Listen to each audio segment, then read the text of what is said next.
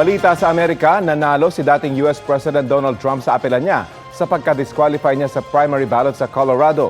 Ito ay matapos baliktarin ng US Supreme Court ang desisyon ng Colorado Top Court noong Disyembre na i-disqualify si Trump sa nasabing balota. Dinisqualify si Trump na maging parte raw ng insureksyon sa pamamagitan ng pagsuporta sa pag-atake sa US Capitol noong January 6, 2021. Unanimous ang naging desisyon ng siyam na hukom na pumabor kay Trump. Giit nila, Congress at hindi states ang makakapagdesisyon sa eligibility ng kandidato sa ilalim ng 14th Amendment ng US Constitution. Tinawag ni Trump na big win sa Amerika ang desisyon ng US Supreme Court. Kapuso, alamin ang maiinit na balita. Bisitahin at mag-subscribe sa GMA Integrated News sa YouTube. Sa mga kapuso abroad, samahan nyo kami sa GMA Pinoy TV at sa www.gmanews.tv.